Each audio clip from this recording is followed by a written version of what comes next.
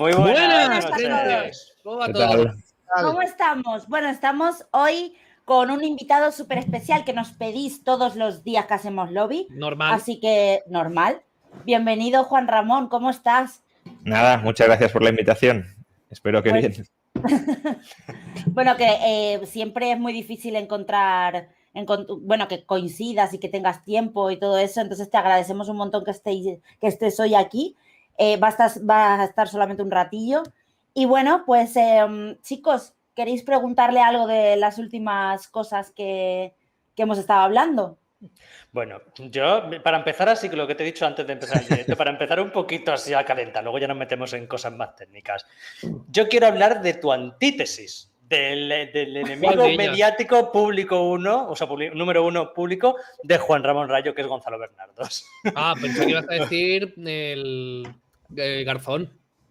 No, pero a ver, ¿Es verdad? pero los debates mediáticos suelen ser más con Gonzalo Bernardo que con Garzón. Con Garzón también, pero es que Garzón, las palizas a Garzón ya son... es absurdo mencionar. ¿No? Sí, también, pero bueno, con Bernardo como que aguanta un poco mejor, ¿sabes? Garzón no es enemigo, hombre. Lo que preguntan nada más empezar. ¿Cómo logra tolerar a Bernardo? Yo soy la voz del pueblo. A ver, Bernardos en televisión hace un poco de show, eso hay que decirlo, ¿no? Menos mal, me tranquilizo. Quiero decir, detrás de las cámaras no es ni mucho menos así. Lo que pasa es que ya llevamos tiempo donde no nos vemos detrás de las cámaras porque participamos online. Detrás de las cámaras es una persona bastante más cordial. Bueno, pues él entiende que en televisión hay que hacer un poco de espectáculo y el espectáculo pues lo hace con esos tonos y con esas frases que bueno, pues se salen un poco de... Rayo quiere que la gente muera. Sí, Rayo quiere que la gente muera, no propones nada que favorezca a los ciudadanos, estás vendido a los lobbies capitalistas, bueno, no sé, este tipo de cosas que bueno, pues al final también son, creo, coletillas que uno suelta cuando está impotente en un debate y no sabe contrarrestar argumentos con argumentos, ¿no? Porque si ya alguna vez lo puedes soltar, ¿vale? Como un chascarrillo, pero recurrentemente tratar de cerrar el debate por esa vía, pues es decir, no sé qué contestar, pues voy a tirar por lo emocional y a descalificar. Pero bueno, no hay mala relación porque, bueno, uno entiende cuál es el papel de Gonzalo en estos debates y por detrás ya digo que es relativamente cordial. Entonces, por detrás es cordial y es diferente en trato. Relativamente, hombre, tampoco es que sea la persona más tranquila del planeta, pero sí, se puede tener un trato perfectamente cordial, sí. No, digo, pero en opinión sigue siendo igual. O sea, Sí, no es que claro, opine una cosa para hacer espectáculo. Sí, en opinión más o menos sí. A ver, él es una socialdemocracia socialista, socialista de PSOE me refiero, Sí. bastante anti-Podemos en algunas cosas. Él ha estado enemistado públicamente con Podemos en muchos temas que consideraba pues demasiado radicales o incluso iletrados desde un punto de vista económico. Un caso muy, muy particular donde además ahí sí coincidimos es su oposición al control de alquileres, ¿no? Gonzalo Bernardos se opone... Bueno, a ver, eso también es así porque Bernardos en lo que es especialista realmente es en mercado inmobiliario. Sí, pues lo dijo en 2008, bueno, sí, vale. que no existía la crisis. Sí, bien. Pero bueno, digamos que de lo que entiende más es del mercado inmobiliario, o sea, no y ahí nada. Pues se opone a los controles de precios de los alquileres, favorece vivienda pública y, bueno, políticas socialdemócratas, pero al menos políticas socialdemócratas con cierto sentido, no controlar los alquileres que te cargas la ciudad. Claro, y él lo que quiere es que llegue dinero público a lo suyo y no limitar el ingreso de lo suyo, ¿no? Sí, lo podrías entender de esa forma. Piensa mal y acertarás. Bueno, a ver, no sé cuáles son sus conflictos de intereses ni tampoco me interesan. La cuestión es que aquello de lo que sabe más tiene una opinión que podríamos pues aproximar, al menos en lo que se opone, con respecto a lo que se opone, que podríamos aproximar a una opinión liberal, que es estar en contra del control de alquileres. Bienvenida sea esa oposición. Bueno, En y fin. también lo que dijo antes, yo tengo que decirte que yo te he escuchado un montón de veces en la radio, en Es Radio con Eduardo Ujú. Garzón, y la verdad que esos debates son oro, o sea, son oro. Y ese es ¿Alguna Eran, vez te ha dado la razón en algo? nunca. no, pero yo tampoco, o sea que tampoco eso tiene Sí, bueno, que significar pero mucho. tiene razón, él no. Bueno, sí, pero quiero decir, desde la perspectiva suya, pues yo seré tan cabezón como él, ¿no? No, yo creo que nunca, nunca me ha dado la razón, aunque en varias ocasiones, si se escuchan esos debates que están subidos en mi canal de YouTube, para quien le interese, fueron hace 3 o 4 años, pues sí que hay muchas veces en las que hay un bloqueo por su parte y se cambia de tema, ¿no? En lugar Claro. de seguir avanzando en el debate que teníamos, pues intentamos desviar la cuestión para no admitir que en esos puntos se ha equivocado. Es que hay muchas veces que efectivamente demuestras que está equivocado y, por ejemplo, pues en el tema de inflación, de que se puede generar inflación y no bajar los sueldos y todo eso, bueno, es que es espectacular y llega un momento en que él tiene que decir, vale, pues claro, o sea, es que no puede avanzar ya. Bueno, a ver, ahí, de la misma manera que Bernardo tiene ciertas coletillas para salirse, como quieres que la gente muera, Eduardo tiene otras que, bueno, pues es como el cajón desastre de se puede imprimir dinero sin que necesariamente se genere inflación y eso, pues, en cierto modo se convierte en un pozo sin fondo para financiar cualquier ocurrencia que tenga Eduardo, ¿no? Entonces, esas salidas también son recurrentes para escapar de algunas contradicciones, porque, por ejemplo, cuando Eduardo propone pues planes de aumento muy fuertes del gasto público, pues claro, si eso no hay que pagarlo con impuestos, porque él cree que no hace falta subir los impuestos para financiar cualquier nivel de gasto público y que además eso no genera inflación, pues bueno, hemos regresado al jardín del Edén, básicamente. Entonces ahí todo es posible. Pero es que no sé, yo lo que yo no entiendo es cómo eres capaz de lidiar con esa gente, o sea, sabiendo que hasta un niño de 5 años entiende lo de no imprimir dinero. ¿Cómo es posible? Yo me pondría muy No, nervioso. hombre, Yo pero, pues a admiro ver, tu templanza a la hora sí, de. no, a ver, sí es verdad que detrás de la teoría o de los argumentos de Eduardo hay una teoría que se llama la teoría monetaria moderna y yo creo que es una teoría profundamente equivocada, pero que sí tiene algo de sofisticación argumental detrás. Otra cosa es que es una teoría o un conjunto de teorías que también son bastante tramposas porque cuando les pillas en las contradicciones, pues básicamente te dicen, no, si yo no quería decir esto, ya, pero si no querías decir esto, ¿por qué dices precisamente eso que no querías decir? El último vídeo que he subido, por ejemplo, contra Eduardo Garzón es un ejemplo de eso, ¿no? Básicamente él está diciendo que para que haya superávit público tiene que aumentar el endeudamiento del sector privado y cuando le dices que eso no es así, te dice, no, pero es que no me refería realmente al endeudamiento del sector privado dentro del sector privado. No, pero es que lo has dicho. Has dicho que se conceden más hipotecas, más préstamos empresariales. Entonces, bueno, tienen como una serie de salidas para no tener que reconocer los errores y las contradicciones propias. Pero en el momento en que tú estás intentando hacer salidas de una contradicción tuya, ya tienes que saber que estás contradiciéndote y si sigues adelante por eso, sabes que estás mintiendo. Sí, ese es el tema que no conozco, ¿no? No sé hasta dónde, no sé en qué punto termina realmente la honestidad intelectual o se está incurriendo en un error del que no es consciente. Por ejemplo, en el debate por Twitter que hemos tenido hoy, Eduardo hoy me ha dicho, si lo que dice, por no entrar en el debate de fondo, pero básicamente dice, si lo que tú dices es verdad, ¿por qué en todos los países no se cumple? O sería en ninguno de los países se cumple, ¿no? En todos los países se incumple.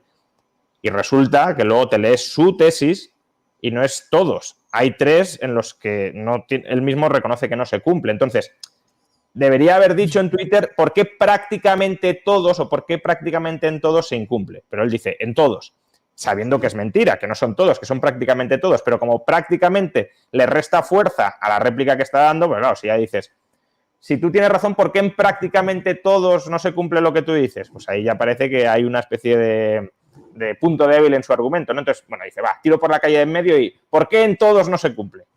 No, es que no son todos. Tú mismo reconoces que no son todos. Entonces, ahí, pues, hombre, sabe que está mintiendo, porque lo ha escrito él. Tu glorioso debate con el intelectual, el Nóminas, que le has puesto Bueno. la gráfica de empleo, literalmente todos los números puestecitos, y él seguía insistiendo en sus números inventados sin aportar nada. No le insultaste, Juan. Bueno, pero yo es que este señor no sé muy bien. Quiero decir, ¿es en serio o es parodia este señor? Va en serio, va en serio.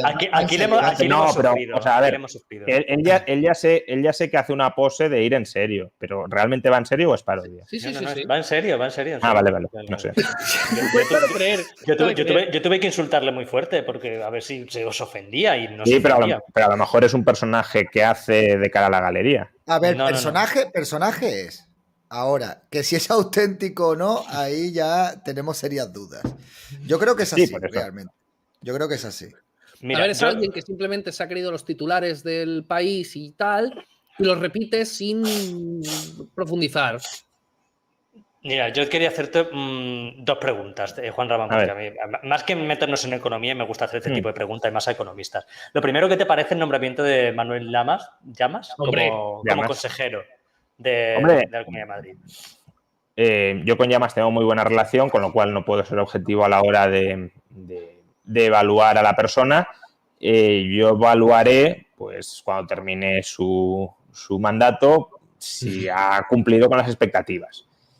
Ahora creo que en principio es muy buena noticia que se nombre como viceconsejero a un liberal convencido como es Llamas, a un liberal, incluso podríamos decir dogmático, ¿no? Es decir, que él está ahí para promover una serie de ideas y para conseguir una serie de reformas después que le dejen, ¿no? Porque ya veremos si le dejan algunas de ellas. En las últimas semanas hemos visto ciertos giros de Ayuso que tienen poco de liberales, pero bueno, en principio... ¿Cuáles?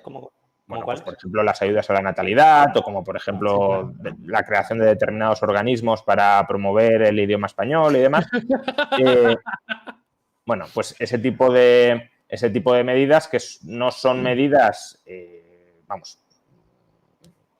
que encajen bien con una cierta ortodoxia liberal, pues bueno, esperemos que no vayan mucho más en esa dirección y que a Llamas y a Laschetti, porque no olvidemos que el consejero que ha nombrado a Llamas es Laschetti, y Laschetti también tiene una agenda aperturista y liberalizadora, pues esperemos que les dejen, en el caso concreto de Llamas, liberalizar la economía madrileña, porque a Llamas se le ha nombrado para liberalizar, para desregular la economía madrileña, y me consta que tienen pues tropecientas, una cantidad ingente de normativas localizadas, detectadas, para eliminar, y yo les juzgaré por si cumplen con las expectativas, claro. ¿Podrías comentarle a Llamas que viniese la semana que viene?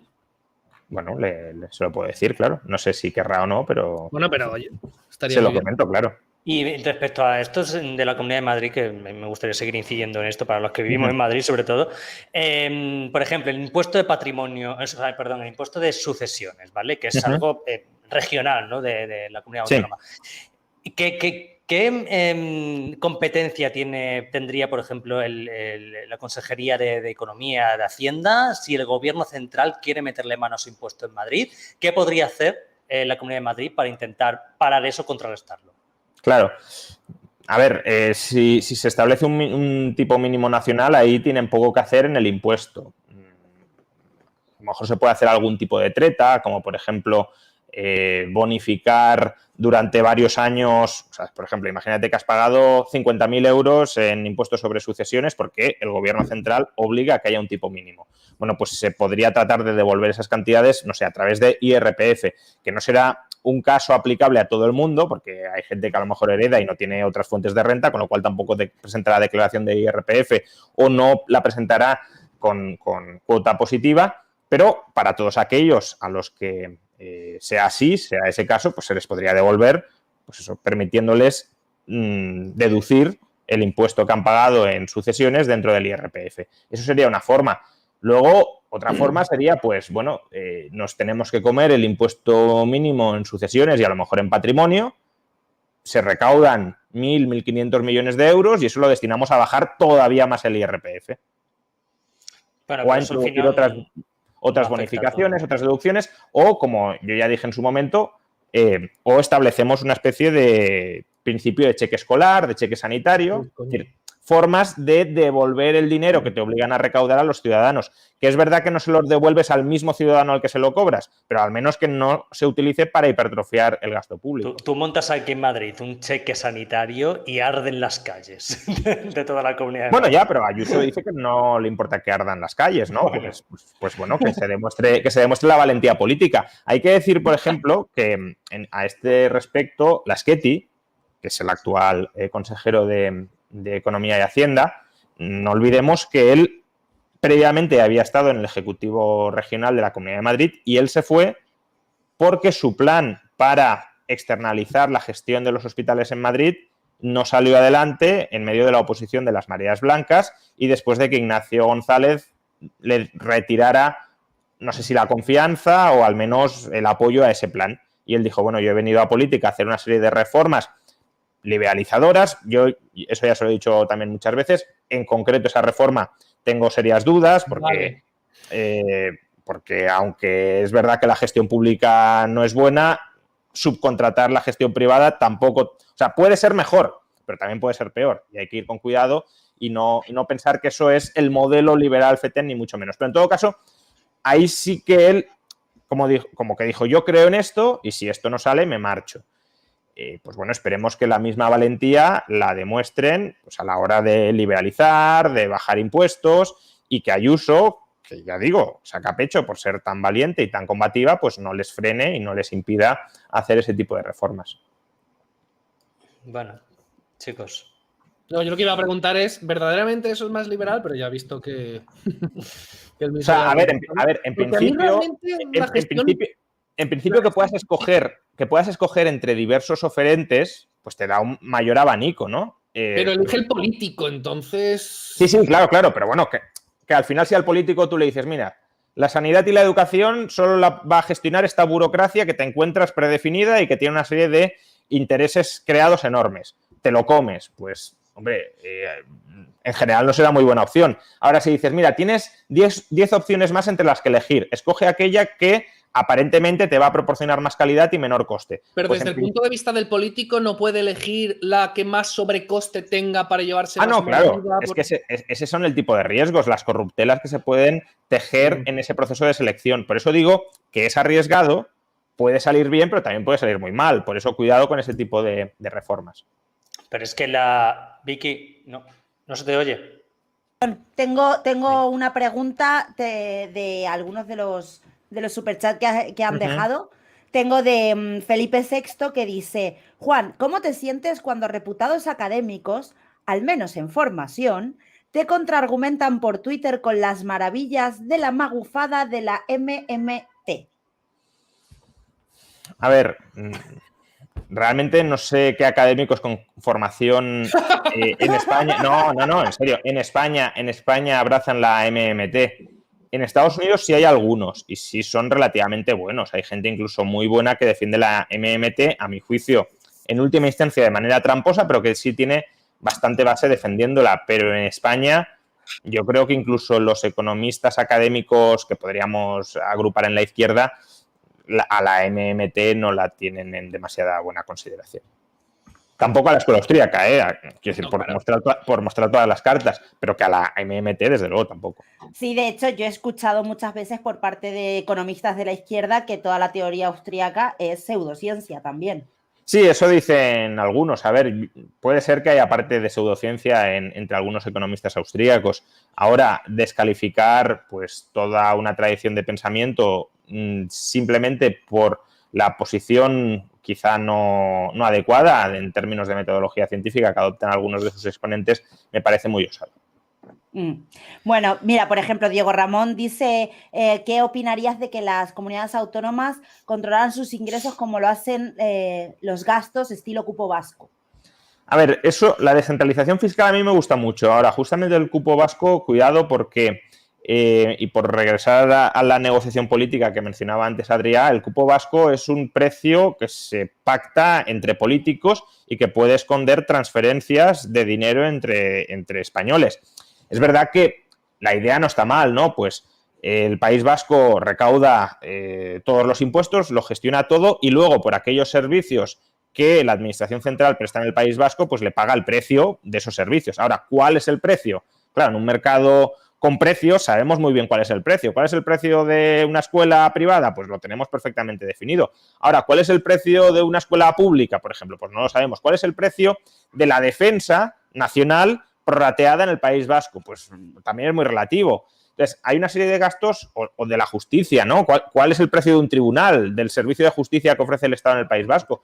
Todo eso es muy opinativo y como es tan opinativo, es un terreno abierto a la arbitrariedad. Pues el gobierno central, si quiere subvencionar al País Vasco, pues dice, no, el precio de esto es muy barato y luego el gasto efectivo puede ser mayor. Por ejemplo, ahora mismo con las pensiones, ¿qué ha sucedido? Pues habréis visto que parte de la reforma que ha negociado Escrivá es que en torno a 23.000 millones de euros que eran gastos de la Seguridad Social que se pagaban con cotizaciones sociales de todos los ciudadanos, ahora se hará cargo la Administración Central del Estado.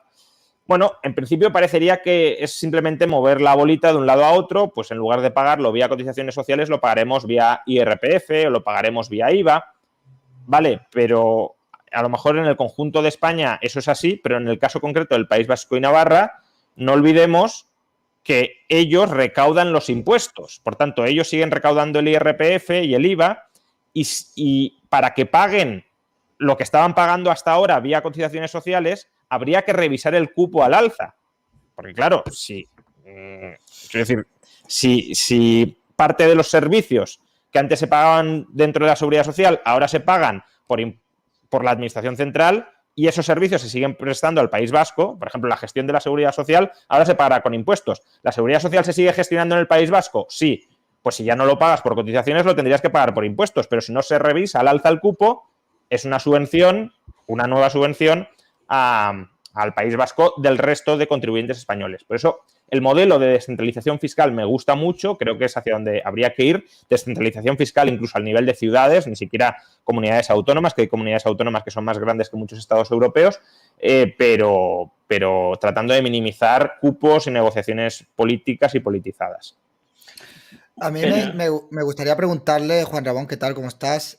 Sobre, ya que comentas lo de Escrivá, que hemos visto que ahora dicen que se van a tener que sacrificar 9 millones de españoles que les van a ver recortadas sus pensiones, lo de la generación del baby boom. Pues me gustaría preguntarte cuál es el futuro de las pensiones en este país y si es cierto que para sostener el sistema de pensiones vamos a tener que traer a 200.000 o 300.000 inmigrantes al año para poder mantener el sistema de pensiones. Llevamos como muchísimos años avisando de esto sin que nadie nos haga caso. A ver, esa es la reforma que ha aprobado el gobierno. Quiero decir, el gobierno ha reindexado las pensiones al IPC y eso va a tener un coste creciente cada año y en el año 2050 el coste será 4 puntos de PIB al año. Vale, ¿cómo cubres ese coste? Pues el gobierno, una de las formas que ha encontrado para cubrirlo es apostar por la entrada, ya veremos si lo consigue además, apostar por la entrada de más de 300.000 inmigrantes cada año, en general 10 millones de inmigrantes durante las próximas 3 décadas, ¿no? Ese es el cálculo. Tienen que entrar 10 millones de inmigrantes durante las próximas 3 décadas para que el sistema, tal como está ahora configurado, después de esta reforma, sea sostenible. Primero, el gobierno no controla los flujos de inmigración, por tanto, en parte es como dejarlo, a lo mejor entran 10, como que entran 12, como 8, como 6, como 2, a lo mejor sale población. Y luego, igual entran 10, pero no para quedarse en España ni no para irse por la comunidad europea. No, digo, entrar y quedarse, no entrar entrar y trabajar. También, claro, entonces ¿no? hay varios retos ahí, ¿no? Uno es entrar e integrarlos, otro es entrar y que tengan acceso al mercado laboral y a su vez que tengan acceso a ciertas profesiones, digamos, aceptablemente remuneradas, en el sentido de que si te entran 10 millones de inmigrantes y el salario medio que perciben también es muy bajo, tampoco salen las cuentas. Entonces, al final se tienen que dar muchas circunstancias que no es imposible que se den, pero claro, estás dejando las pensiones de los próximos 30 años al albur de factores que no controlas. Claro. Bueno, te pregunta Ham, pero esto yo creo que lo podríamos vincular un poco al siguiente tema que queríamos tratar contigo. Pero bueno, dice Ham, ¿qué piensas de que la mayoría de la compra tecnológica se esté centralizando en China? Y bajo mi opinión, esta quiera derivar a que Europa siga sus pasos. Me refiero más cercanos al comunismo. no sé si entiendo bien la pregunta. Entiendo que lo que está planteando es que China está utilizando crecientemente la tecnología como mecanismo de control sobre su población y que Europa, en alguna medida, parece que quiere seguir ese paso. Sí, a ver, yo creo que la tecnología es un gran aliado de la libertad. Bueno, este mismo programa es posible gracias a la tecnología. ¿No? Imaginad que estuviéramos hace 40 años donde solo había televisión española y la 2, pues básicamente estas opiniones nunca saldrían a la palestra de ninguna manera. Entonces, la tecnología puede ser un gran aliado de la libertad, pero también puede ser un gran enemigo de la libertad según cómo se utilice, ¿no? Si el Estado utiliza la tecnología para reprimir la libertad, pues la puede reprimir de manera mucho más eficiente. Entonces, esto va a ser una competición, va a ser una carrera entre quienes usamos la tecnología para proteger, fomentar la libertad y aquellos que la utilizan para reprimirla. Y claro, los otros se van a volver más sofisticados. Nosotros también lo estamos haciendo, insisto, este programa, por ejemplo, es un ejemplo, pero ellos también se van a volver más sofisticados y hay que tener en cuenta que vamos a ir en esa dirección, es decir, que van a utilizar crecientemente la tecnología para controlarnos. Juan Ramón, tú que llevas muchísimo en esto, ¿no verías que hay muchísimos más liberales y demás ahora que hace 10 años o 5? Sí, no, desde luego, hay muchísimos más. Fijaos, por ejemplo, allá por el año 2005-2006, que hubo un primer estallido de liberales, al menos una cierta emergencia liberal en España, alrededor, por ejemplo, del liberalismo.org, de Red Liberal. Bueno, fue la época en la que se empezaron a crear las primeras bitácoras, los primeros blogs, y por tanto gente que no tenía una columna fija en prensa podía expresar su opinión. Pues un poco como ahora con YouTube respecto a la televisión, pero entonces respecto a los periódicos. Y ahí, ya digo, hubo una primera emergencia de liberales que aún así a lo mejor eran, no sé, 100 o 200, o lo que pasa que, claro, frente a lo que era habitual, eso parecía mucho. Y fue en ese momento en el que, para que os fijéis cómo han cambiado las cosas, Juan Carlos Girauta publicó un libro en ese momento que se llamaba La eclosión liberal. Es decir, porque habían salido 200 tíos escribiendo en blog. Eso era la eclosión liberal. Pues claro, comparando lo que hay ahora con lo que había entonces, esto que sería la revolución liberal y absoluta, ¿no? Aún así seguimos siendo muy pocos en comparación con los demás. Ahí fueron tus primeros debates con Garzón, ¿no? En ese foro. Con Alberto Garzón, no con Eduardo. Con Alberto. Con Alberto sí, que tenía él una bitácora, un blog que se llamaba Pijus Economicus. Él estaba... él, ¿no? Él estaba entonces en la Universidad de Málaga estudiando economía, debía tener 20 años, 21 años, y nada, y debatíamos, sí, sobre... Bueno, él tenía una postura muy marxista, no me digas. muy antiindividualista, y bueno, debatíamos sobre la ciencia económica, sobre teoría económica. Aún se pueden encontrar esos debates por internet. ¿Ha empeorado o ha mejorado con los años su opinión? Es que no sé, a ver, una vez entras en política ya no está claro cuál es tu opinión. Entonces, realmente, Alberto Garzón, ¿qué piensa hoy? Porque, a ver... trabajar lo menos posible y ganar lo máximo. No, hombre, él tendrá sus... Poner impuestos a las bebidas energéticas. Hombre, claro, a ver, me encanta su propuesta de trabajo seguro, la de 1 millón de funcionarios. Él tendrá sus ideas y probablemente sean ideas muchísimo más radicales de lo que demuestra o de lo que comunica.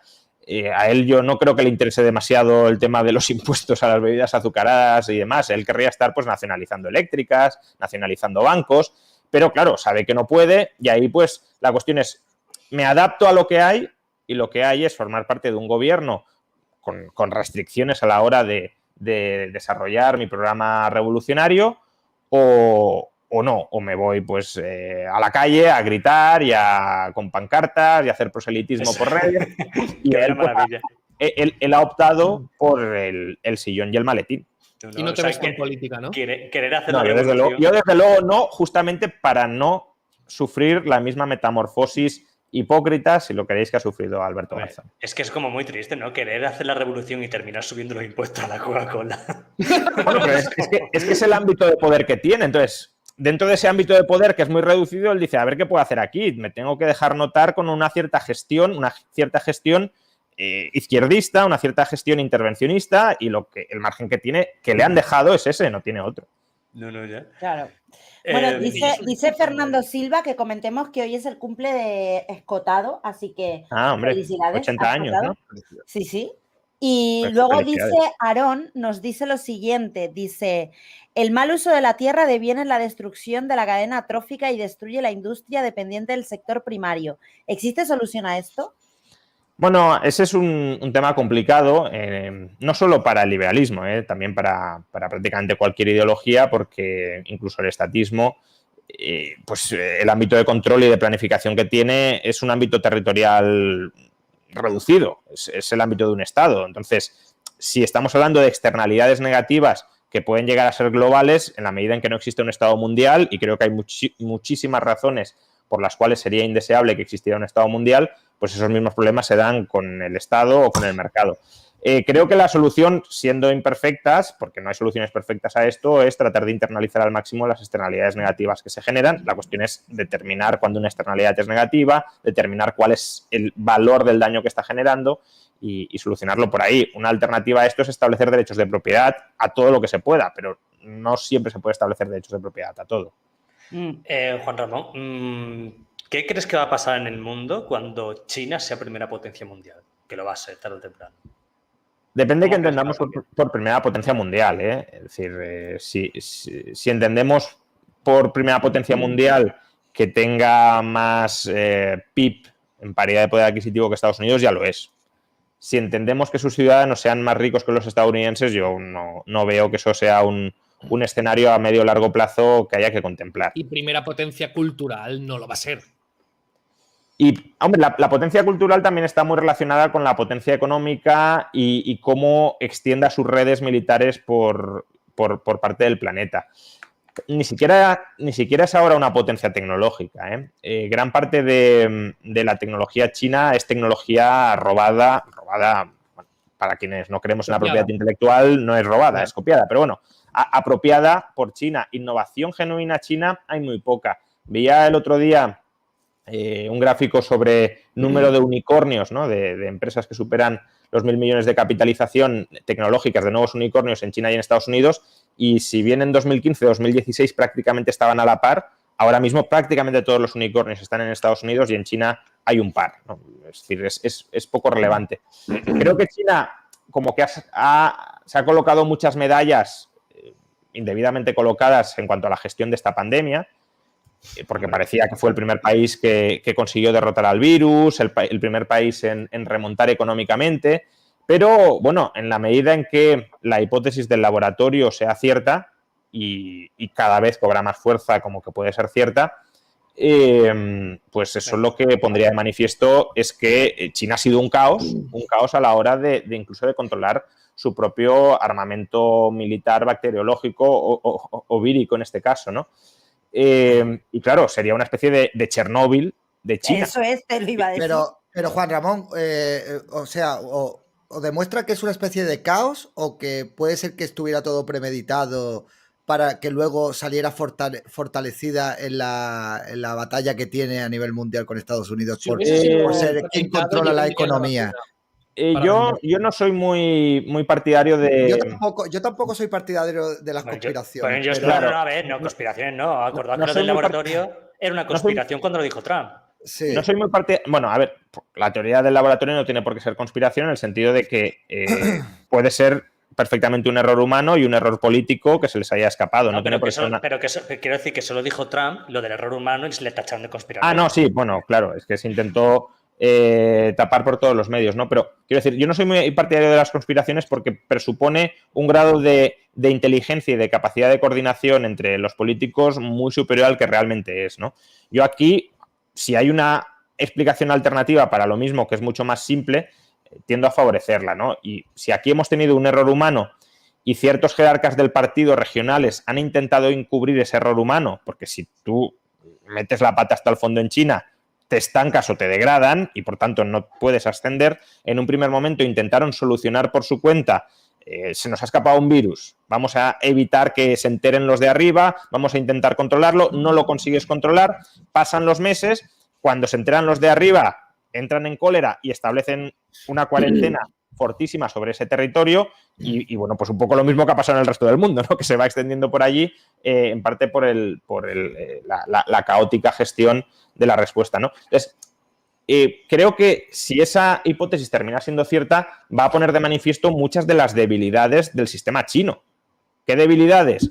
Pues que los subordinados, que son los que controlan casi absolutamente la región, tienen tanto miedo de los de arriba que les ocultan información y los de arriba no son capaces de obtener la información que necesitan para planificar correctamente la vida económica y social, ¿no? Es decir, en cierto modo pondrá de manifiesto los problemas de siempre que ha tenido el socialismo y que supuestamente no tenía el socialismo con características chinas. Pero es que encima, con una población enormérrima y una gestión prácticamente imposible con tantísima gente. Y a medida que vaya subiendo la calidad de vida de las personas allí en China y demás, no, en el momento que tengan más acceso a otras fuentes, a otra información y tal, ¿eso no haría tambalear un poco todo ese sistema tan montado para gente pobre? Eso es la hipótesis que siempre se ha mantenido con China, pero no está claro que sea cierta. Quiero decir, yo veo más bien que el sistema se tambaleará si hay un estancamiento profundo de China que si China sigue creciendo y prosperando. Porque si China prospera, la gente en muchos casos puede estar dispuesta a sacrificar su libertad si le ofreces bienestar creciente. Y si han venido de la pobreza absoluta y el partido los ha convertido en una especie de clase media mundial, pues ahora obviamente están eufóricos y apoyando el partido. Si eso sigue subiendo y si además se genera un cierto nacionalismo chino, bueno, pues las declaraciones de ayer mismo de Xi Jinping, por ejemplo, diciendo que a nosotros no nos van a pisotear y que si cualquiera que nos amenace se enfrentará a la cólera del pueblo chino, pues hombre, si conjugas ese adoctrinamiento que se viene produciendo para generar una mentalidad nacionalista china, que se viene produciendo desde hace aproximadamente 10 años, con la prosperidad económica, yo ahí no veo al régimen tambalear. Pero insisto, no creo que hay que... No me parece que haya que considerar a China un caso de especial éxito. Al lado tenemos a Taiwán. Taiwán sí es un caso de éxito. Claro. O sea, es un éxito. Es éxito porque son muchos. Claro. Es decir, estamos hablando de una población muy considerable también en Taiwán que tiene una calidad de vida, una renta per cápita que es pues, 4 veces la de China o 3 veces la de China. Bueno, dice Felipe VI precisamente sobre este tema. ¿Crees que es sostenible en el largo plazo el crecimiento con la planificación central china o que la naturaleza autoritaria y rígida de su sistema, unida a algún evento adverso, lo impedirá? Sí, yo quería añadir una cosa a la pregunta que te iba a comentar, que es esta tesis que tienes tú de que mientras todo vaya creciendo no pasa nada. Digo que cuando estás muy abajo es muy fácil crecer, es muy fácil hacer lo básico, sí, claro. Pero en el momento en que ya estás a nivel que ya tienes toda la tecnología, tienes todo tal, en el momento que tengas que innovar y avanzar tú, porque avanzar por lo que han hecho los demás es muy fácil, pero avanzar tú es lo más difícil que hay. Entonces, en ese momento ya habría un estancamiento económico y ya veremos qué pasa, ¿no? Sí, ese fue el problema al que se enfrentó la URSS, ¿no? La URSS al principio es verdad que tuvo tasas de crecimiento bastante aceleradas, aún así inferiores a las que tuvo, por ejemplo, España con Franco, quiero decir que tampoco, o Portugal con Salazar, quiero decir que tampoco hay que exagerarlas. Pero es verdad que tuvo unas tasas de crecimiento altas, pero porque era crecimiento de tipo extensivo. ¿Qué es crecimiento extensivo? Vamos metiendo factores productivos, vamos metiendo trabajadores, vamos metiendo bienes de capital y movilizamos una gran cantidad de factores y con eso crecemos, ¿no? Pasamos del campo a la industria es más productiva per se que el campo, pero efectivamente a la URSS sufrió un estancamiento cuando tuvo que crecer intensivamente, usando mejor los factores. Pues a China le puede pasar algo parecido. Si tienen que innovar para colocarse en la vanguardia, ahí es cuando veremos las auténticas debilidades del sistema. A mí, en el caso de China, lo que más me preocupa, ¿no? Respondiendo a lo que planteaba Felipe VI, no es tanto que pierda la batalla en cuanto al desarrollo económico de sus ciudadanos, que... Es un Juan Ramón Rayo out of context, ¿eh? No he respondido lo que me decía Felipe VI. el superchat. Es el de verdad, te lo digo. Sí, probablemente. A ver, a mí no me preocupa tanto que China pueda o vaya a perder la batalla en cuanto a desarrollo económico, en cuanto a renta per cápita, que efectivamente yo creo que la va a perder o que no la va a ganar. No, eso no me preocupa tanto. Me preocupa que alcance un nivel de desarrollo suficiente como para que su PIB y, por tanto, la capacidad militar, la capacidad invasiva de su gobierno sí sea muy competitiva entre estados, ¿no? De momento Estados Unidos sigue teniendo el poderío militar claro. Estados Unidos gasta más en defensa que los 6 o 7 otros países que más gastan después de él juntos. Pero claro, si China sigue creciendo y destina un porcentaje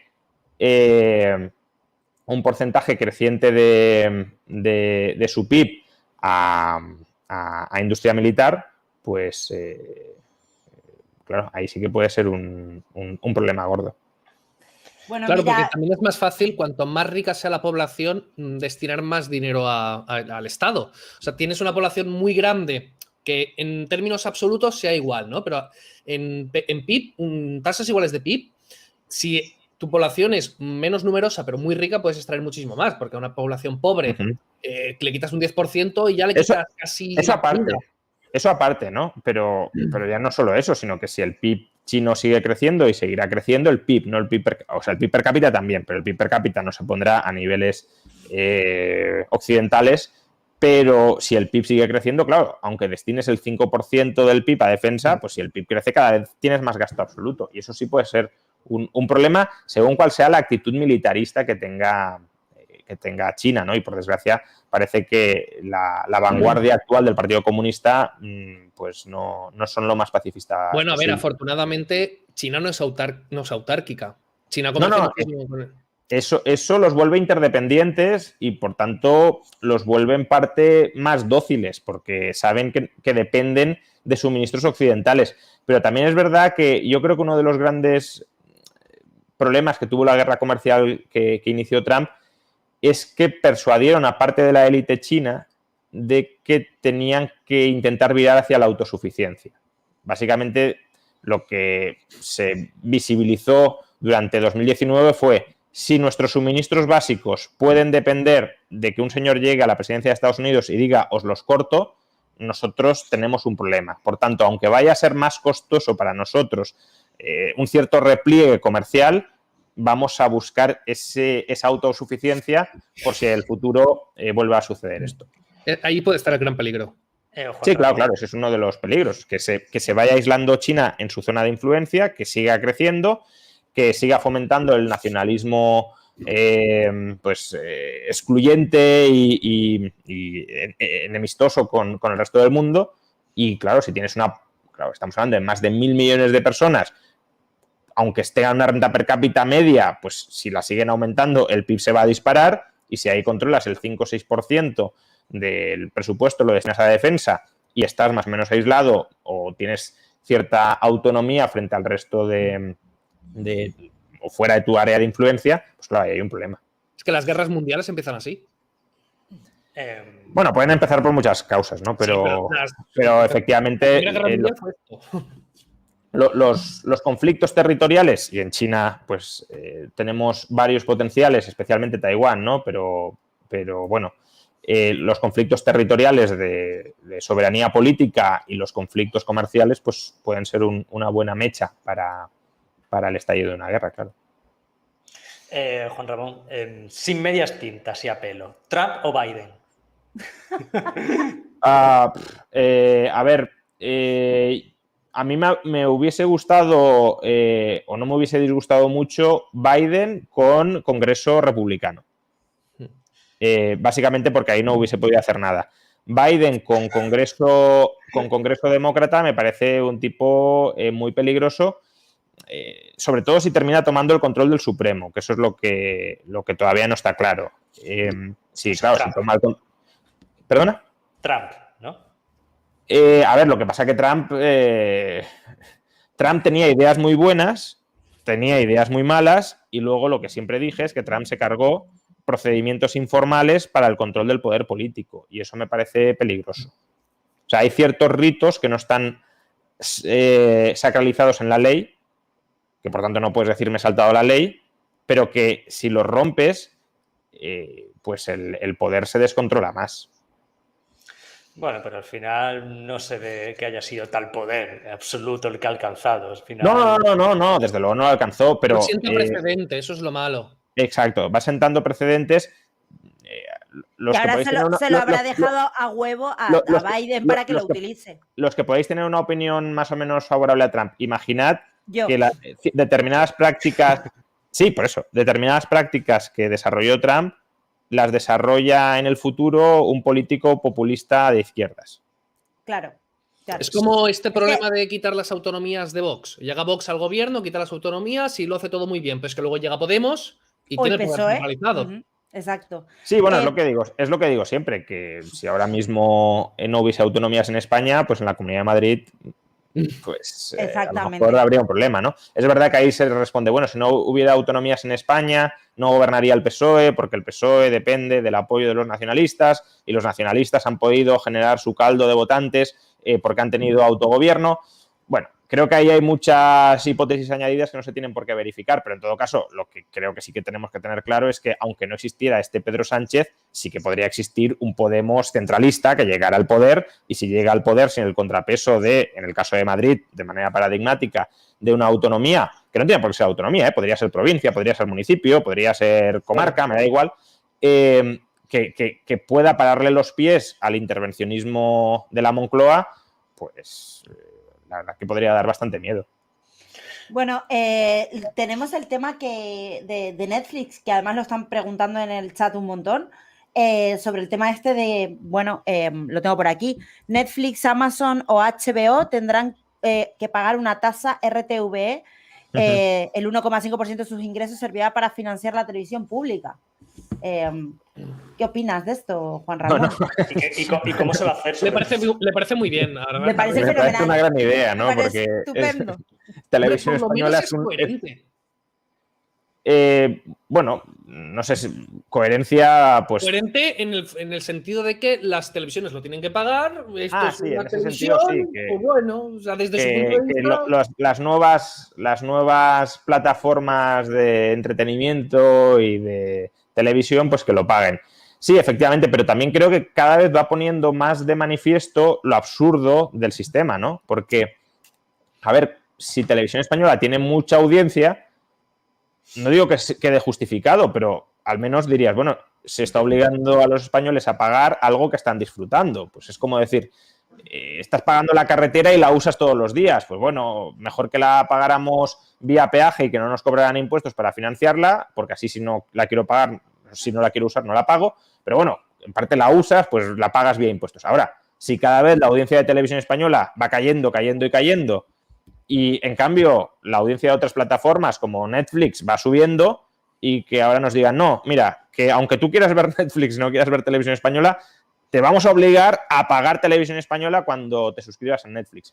Pues creo que muestra el disparate, que además es un disparate más generalizado en el conjunto de la economía, porque es, vamos a colocarle impuestos a aquellos que generan valor para subsidiar a aquellos que destruyen valor, especialmente si esos que destruyen valor están bien conectados políticamente o se pueden instrumentar por el gobierno de turno, no necesariamente como altavoz de propaganda.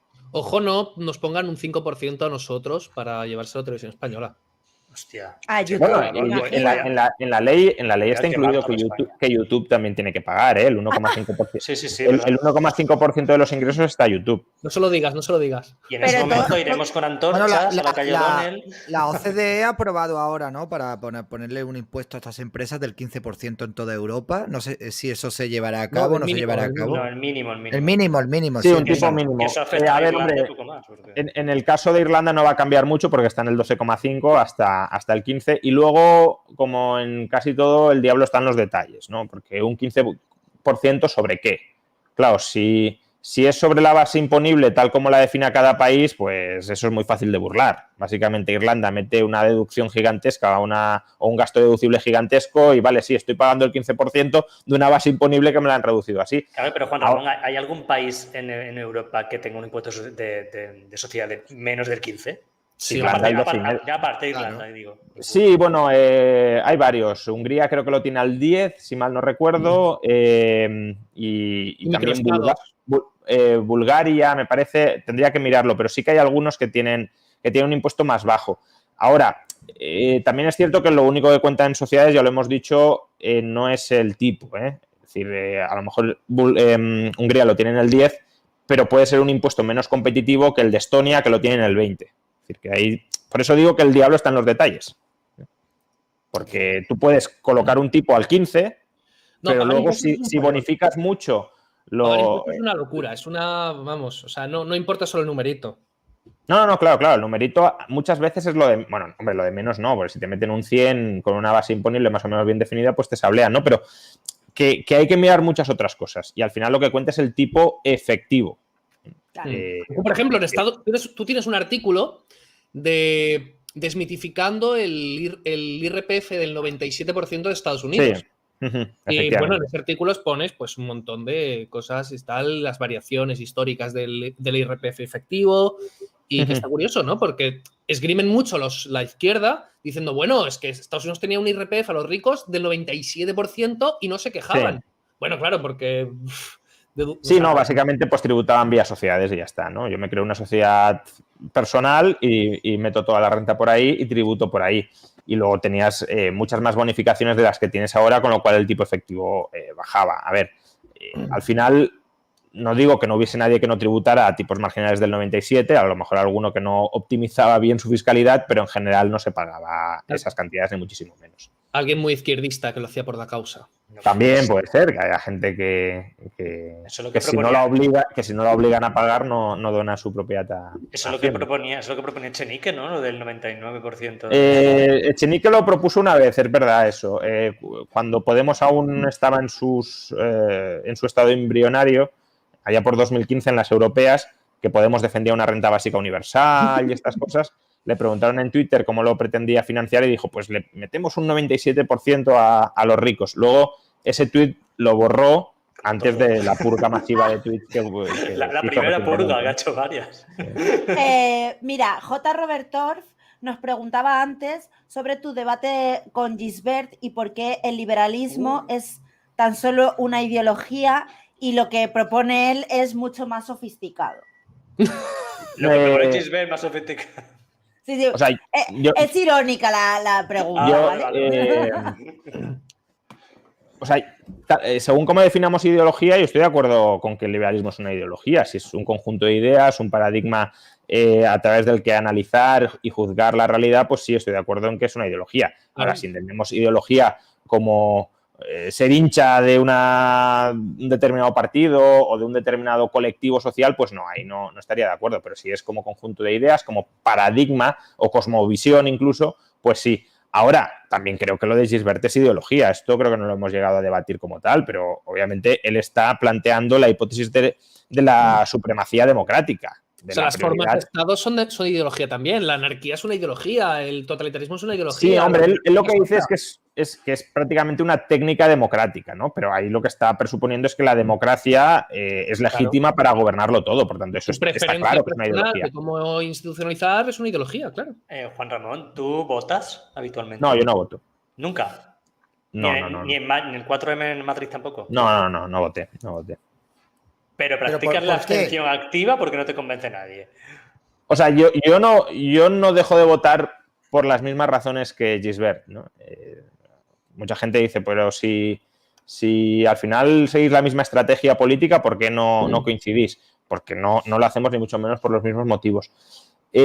A ver, yo no critico a quien vote, No, si alguien vota... Pero no nos llamas indignos. Pues vamos, me parece que creo que es una pérdida de tiempo el voto individual, pero bueno, si uno quiere votar, pues que vote. A ver, en primer lugar, no voto porque, no digo que sea el motivo principal, pero no voto porque mi voto, el voto individual, no cuenta absolutamente para nada. El voto de mucha gente sí. Y me podéis decir, ¿y por qué no llamas a votar? Bueno, ese sería otro debate. Pero mi voto no cuenta para nada. Yo siempre le recomiendo a cualquier persona que después de que salga el resultado electoral, haya ido a votar o no, se replantee, si no hubiese hecho lo que he hecho, habría cambiado algo. Es decir, si no he ido a votar y hubiese ido a votar, ¿habría cambiado el resultado? Pero la respuesta será que no. Si lo piensa muchísima gente... Por eso digo, el voto de muchos a la vez sí cuenta, pero el individual no cuenta. Entonces es mejor intentar convencer a los demás como lo que yo haga, efectivamente, totalmente. Como lo que yo haga es independiente de lo que vayan a hacer los demás, porque yo os he dicho que no voy a votar, pero tampoco sabéis si estoy mintiendo o no, que os digo que no estoy mintiendo, pero que tampoco lo sabéis. Creo que sí. No, ya te digo yo que no. Entonces, como tampoco lo sabéis, pero que no influye en nada lo que yo haga. Lo que yo diga puede influir, pero lo que yo haga, en este caso concreto, no influye. Entonces, segundo motivo por qué digo que no voto. Porque decir que no votas creo que sí es un cierto acto de rebelión contra los ritos estatales. ¿Bien? Y creo que es importante tener ese debate de por qué no hay que sacralizar esos ritos estatales y por qué uno puede ser un buen ciudadano e incluso oponerse al poder político sin participar en el circo democrático, en el circo de las urnas y de ir a votar. Y en tercer lugar, también casi por una cuestión de convicción personal, votar implica mostrar una serie de preferencias no solo sobre cómo quieres que te gobiernen, sino cómo quieres que se gobierne a los demás. Y yo no tengo por qué decirles a los demás cómo han de gobernar, cómo debe gobernarse su vida. Yo sí quiero que se gobierne mi vida de una determinada manera, que es básicamente que me dejen en paz. Pero otras personas a lo mejor tienen otro punto de vista. Y ahí uno podría decir, pues bueno, vota al partido que en general defienda en mayor medida las libertades. El problema es que las libertades... Eso lo dijo Ayuso, en Madrid se viene que te dejen en paz. Sí, lo que pasa que no siempre, Pero eso no ya es siempre otra lo cosa, deja. eso es votar con los pies. Que eso sí que... Se puede votar con los pies, que a Madrid mucha gente ha votado con los pies, muchos hemos votado con los pies, venir a Madrid. ¿Has dicho hemos votado? Con los pies. Con los pies, con los pies. Con los con los pies. pies. Yo eres de Valencia. A ver, Eres de Valencia. Yo soy de Castellón, sí. Bueno, por terminar, ahora te doy paso, David, Vale. perdona. Entonces, uno podría decir, bueno, pues vota al partido que defienda en general más las libertades. Sí, pero juzgar qué partido defiende más las libertades ya es darle un peso específico a determinadas libertades frente a otras. Por ejemplo, a mí me puede gustar más un determinado partido que otro en función de las libertades que ese partido esté defendiendo, pero como ese partido también está atacando otras libertades, ¿cómo saco el mix para todo el mundo? Imagínate un liberal que diga, yo he votado al PSOE por la eutanasia. Todo lo demás me asquea, pero quiero que salga lo de la eutanasia. Bueno, pues podría ser una decisión perfectamente legítima, que yo no comparto. Sí comparto lo de la eutanasia, pero no creo que sea motivo suficiente para votar al PSOE. Pero bueno, entendería que una persona haga eso. Entonces, ¿yo cómo le tengo que decir a esa persona, gobiérnate bajo mis estándares? De hecho, Juan Ramón Rayo tiene una conferencia a la que yo fui contra la democracia. Sí. Y muy interesante. ¿Cómo Sí, está en YouTube. No me acuerdo cómo se llamaba. Contra la democracia, creo que se llama, sí. No coincido con tu planteamiento con el tema del voto, porque lo veo de otra forma. Es cierto que cuando tú no vas a votar a título individual, sí que es cierto que un voto no va a cambiar absolutamente nada, pero tampoco cambia absolutamente nada que no vayas a votar. Tú no vas a votar y también puedes hacerte otro planteamiento y decir, el no ir a votar ha cambiado algo, pues tampoco va a cambiar nada. Claro. Pero entre hacer un esfuerzo inútil y un no esfuerzo inútil, es mejor un no esfuerzo inútil. Vamos a ver, no es un esfuerzo inútil porque tenemos que ver, pues ahora mismo hay mucha gente que sois divulgadores, tú por ejemplo eres especialista en economía y tal, una labor muy importante, la denominada batalla cultural, y estamos en un contexto muy complicado y muy difícil, que yo entiendo que a lo mejor no quieras votar porque ningún partido te convenza al 100%, ni quieras ser pues colaboracionista de que ese partido llegue a gobernar, porque luego seguramente te ibas a arrepentir porque llevaría muchas medidas a cabo con las cuales tú no te sentirías bien, ¿no? Pero en el contexto que estamos actualmente, yo creo que hay que votar a lo menos malo, porque al final, si estamos haciendo aquí un trabajo para intentar concienciar a la gente de que lo peor que hay es la izquierda y sobre todo en medidas económicas, creo que deberíamos de combatir eso pues proponiendo a la gente que fuera a votar, que a lo mejor así no se va a arreglar todo, pero sí que hay una gran diferencia entre que gobierne Ayuso, la Comunidad de Madrid, o que gobierne Más Madrid o el Partido Socialista. Entonces simplemente ese es el planteamiento. O sea, estoy de acuerdo en que uno podría votar a lo que él considere menos malo, pero como ya he dicho, lo que cada cual considere menos malo es bastante subjetivo, porque todos los partidos atacan muchas libertades, algunos defienden unas, otros defienden otras, unos defienden más libertades que otros, pero insisto, si hay alguna libertad que tú valoras especialmente, pues a lo mejor terminas votando a un partido que en todo lo demás te asquea, pero que eso lo defiendes. Por otro lado, creo que justamente lo importante no es si voto o no voto, sino la divulgación que yo haga. Y como parte de la divulgación que hago, quiero que sea una divulgación para enterrar mitos del estatismo, y uno de los principales mitos es justamente la sacralización de la democracia e incluso la idea de que alguien, si no vota, no es buen ciudadano. Quiero poner de manifiesto y quiero incluso generar la polémica de no estoy votando. Y no estoy votando conscientemente y porque creo que no pasa nada si no votas. Creo que no eres ni peor persona ni peor ciudadano, no. Y creo que además es un acto de contestación contra el sistema más que contra un determinado gobierno. Y efectivamente, yo podría hacer ese mensaje y luego ir a votar, pero hombre, lo consideraría muy hipócrita por mi parte. ¿Perdona? ¿Cómo te pillen?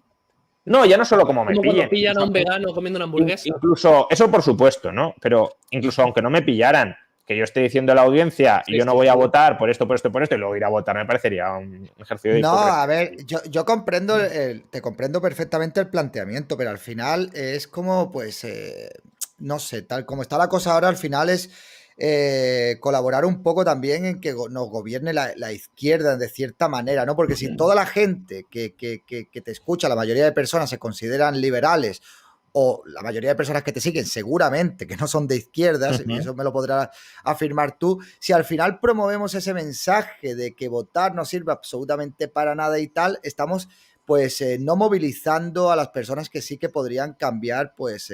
o sea, yo no digo que yo no digo que en agregado votar no sirva para nada. Digo que el voto individual, dado lo que vayan a hacer todos los demás, y son sucesos independientes, no sirve para nada. Ahora, evidentemente, 1 millón de votos, claro que sirve para mucho, o 100.000 votos, o 50.000 votos. Claro que sí. Es un vídeo de votada Vox, eso afectaría. No, pero no. O sí, sea, hombre, claro que no tiene por qué posicionarse. Claro que afectaría. Por eso, la cuestión es, yo hago más por derrumbar una cierta hegemonía cultural izquierdista yendo a votar o a través de artículos o el canal de YouTube. Pues yo creo que claramente lo segundo, clarísimamente, a mucha distancia. Es que Juan Ramón ya hace política, David. Es que Rayo, hace Rayo es un poco de los creadores de todo este movimiento que estamos aquí. Sí, pero vamos a ver, Rayo hace política y yo estoy muy de acuerdo en muchas cosas de las que dice él. Yo en temas económicos, que es otra pregunta que te quiero hacer antes de que te vayas, porque veo que ya mismo cumple el tiempo, sí.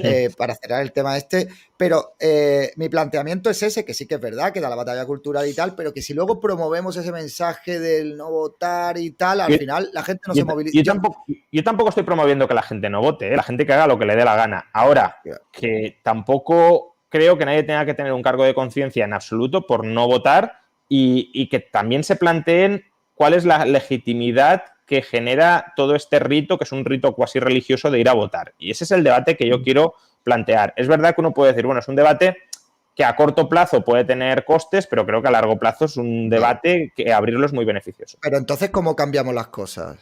Divulgando. Bueno, las cosas se cambian con la hegemonía cultural. Claro. Como siempre digo, el día en que Podemos esté a favor de privatizar la educación es que hemos ganado. Y eso lo puedes conseguir desplazando mucho la ventana de Overton. De hecho, hoy en día Podemos no se atreve a decir que hay que nacionalizar las eléctricas. Dice que hay que desprivatizar o no dice que hay que nacionalizar la banca, dice que hay que crear una eléctrica pública, una banca pública, pero no se atreve a decir que hay que nacionalizarlo. ¿Por qué? Pues porque en parte la hegemonía cultural sí se ha trasladado hacia el lado de nacionalizar, expropiar, está mal. Y ellos claro que lo querrían hacer, pero no se atreven a decirlo. Claro. Y cuando tú consigues desplazar ese discurso, y hace 40 años, hace 50 años lo habrían dicho, ¿eh? El Partido Comunista hace 50 años decía hay que nacionalizar la banca, hay que nacionalizar las eléctricas. Bueno, ya eran en parte estatales, pero todavía más. Hoy no se atreven. Por tanto, eso sí es en parte una batalla cultural que hemos ganado, no nosotros, sino en general. Es lo que ellos dicen, la hegemonía del neoliberalismo y demás, que aunque en gran medida es un coco que se han inventado ellos, sí hay algo de verdad. Y es una verdad en el sentido de que sí que tienen ciertas restricciones que en los años 70, discursivas, que en los años 70 no tenían. En los años 70 se alababa a la Unión Soviética. Hoy, bueno, alaban a Cuba, pero luego te dicen, no, pero no porque sea una dictadura, sino porque tiene muy buena educación. Pero en los años 70 se alababa el modelo económico y político de la Unión Soviética. Hoy eso no se atreven a hacerlo. Tenemos a la ministra de Trabajo diciendo que el comunismo es democracia. Pero bueno, Juan Ramón. Porque redefinen qué es comunismo, pero no te están diciendo ese régimen comunista totalitario es mi modelo. Eso no se atreven a decirlo. Te dicen, no, el comunismo es amor, el comunismo es amor, es armonía, es democracia. No dicen la Unión Soviética es tal, sino el comunismo. Y además, David, si Rayo votase a lo más parecido a lo que piensa y tal... Votaría al PELIP, está claro.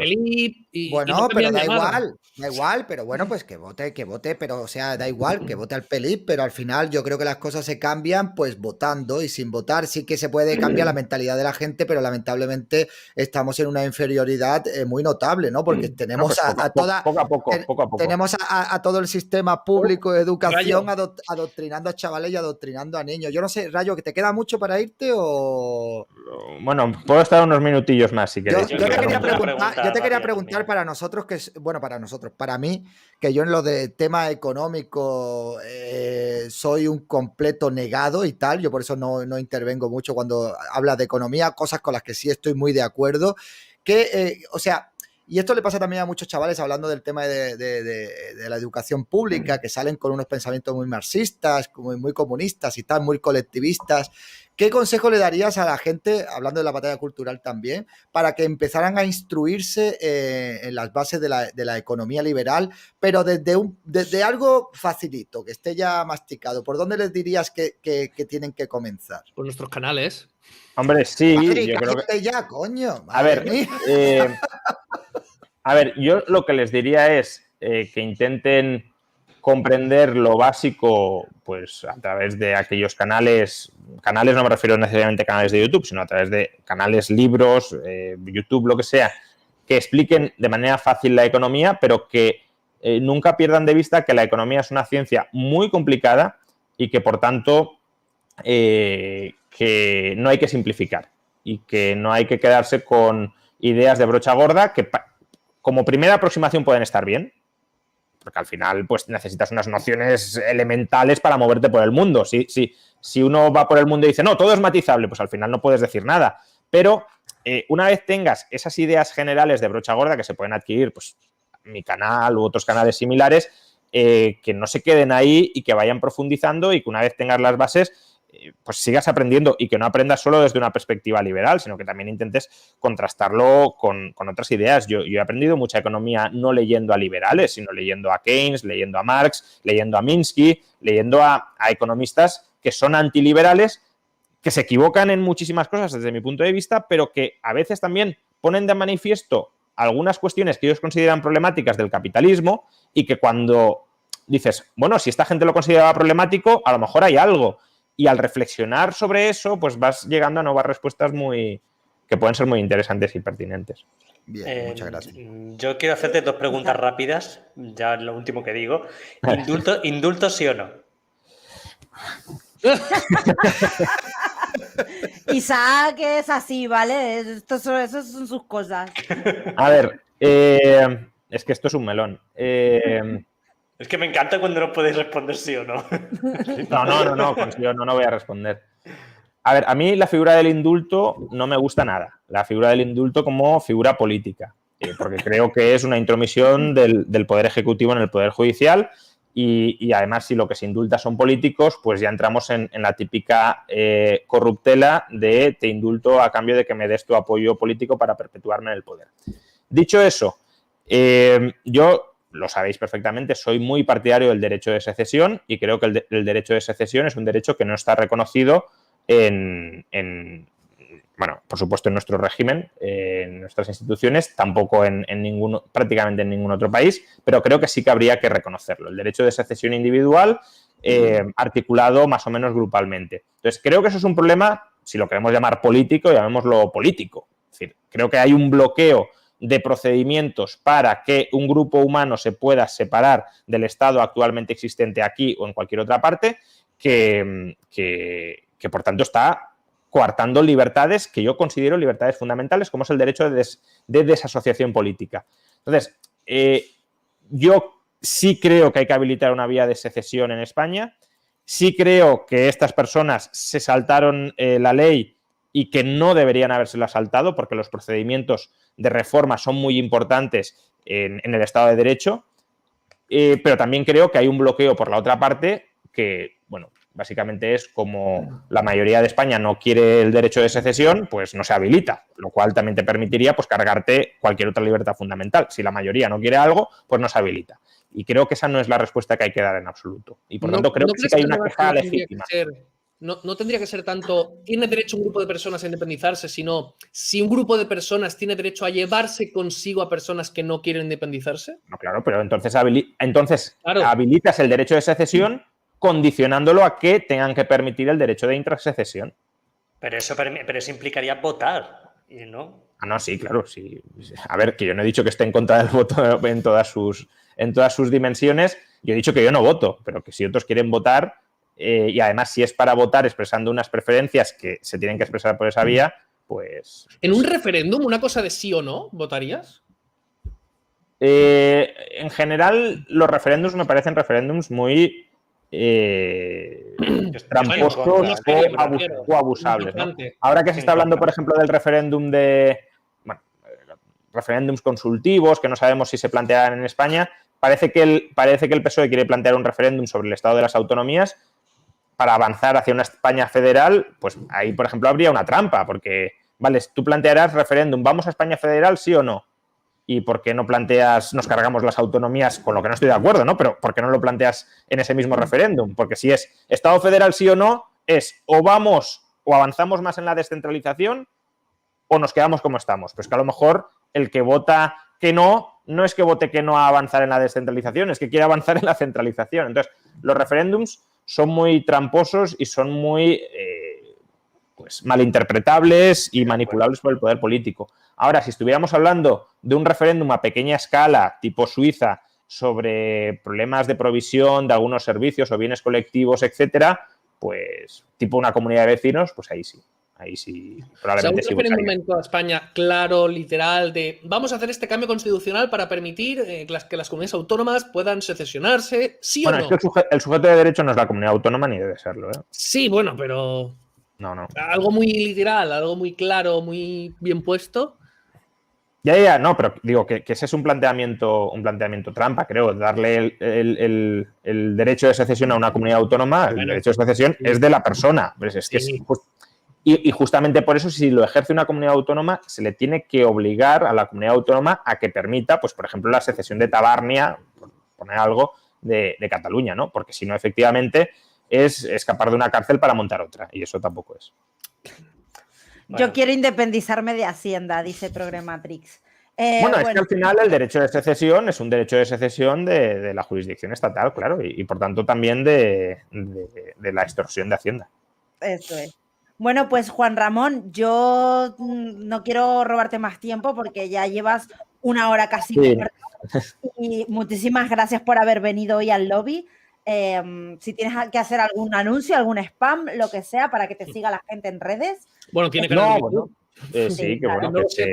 Que si quieren, pues que se suscriban al canal de YouTube. Si les interesan los temas económicos y vinculados con el liberalismo, pues adelante.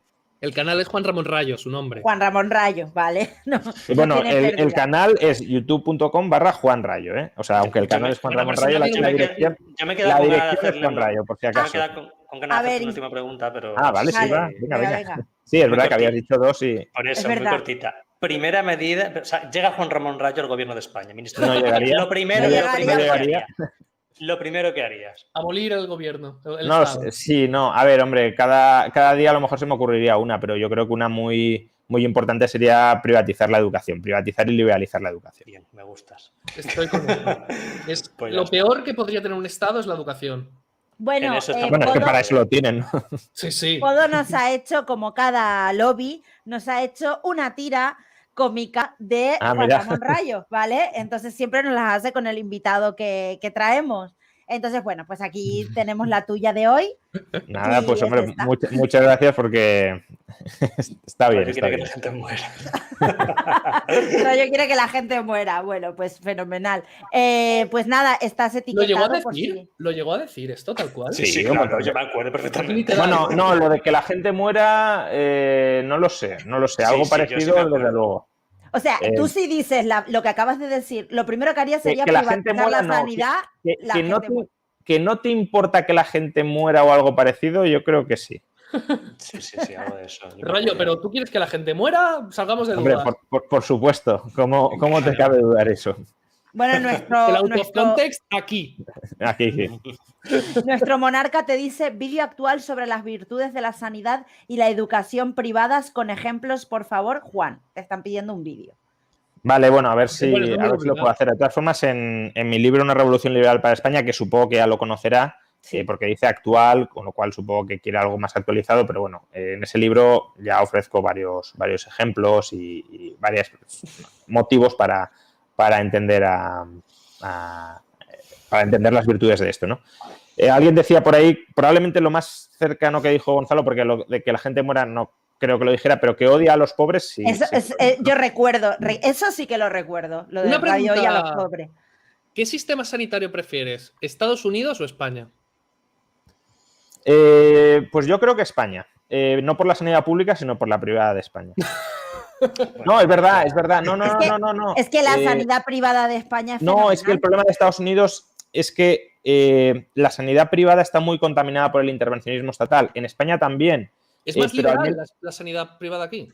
No es que sea más liberal, es que está menos pervertida por incentivos perversos que Vale. En Estados Unidos la han encarecido mucho y o sea, en Estados Unidos es verdad que tienes a lo mejor los mejores hospitales del mundo o algunos de los mejores hospitales del mundo, pero luego tienes una sanidad, primero, muy controlada también por el lobby médico, porque para poder ejercer como médico necesitas una licencia que piden los propios médicos, con lo cual eso explica buena parte de los altos salarios, y luego tienes una sanidad muy cara debido a los incentivos torpemente fiscales que se han introducido para fomentar la contratación de seguros sanitarios vía empresa, que han terminado colocando todos los gastos sanitarios dentro de la órbita de los seguros, encareciendo todos ellos. Esa confusión de esferas en España no la tienes.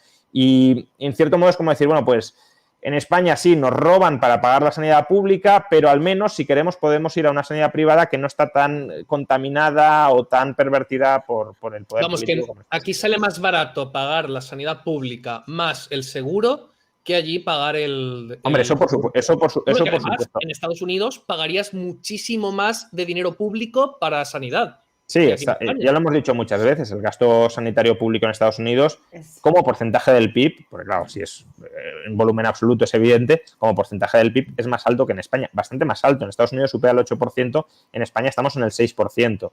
De hecho, es que en España, en parte lo que han hecho ha sido estrangular, eso es verdad, a la sanidad pública por restricciones financieras y cada vez más gente se está volcando a la sanidad privada porque la pública no da. Entonces, bueno, pues si dejas una sanidad pública residual, no subes los impuestos para incrementarla y más gente va saltando a la privada, pues bueno, ojalá fuera. Los médicos ganan una birria aquí. Se les paga de sueldos ridículos. Sí, eso es algo que yo no sé hasta qué punto son conscientes ellos, ¿no? Porque están defendiendo un modelo que les empobrece, pero bueno, allá ellos.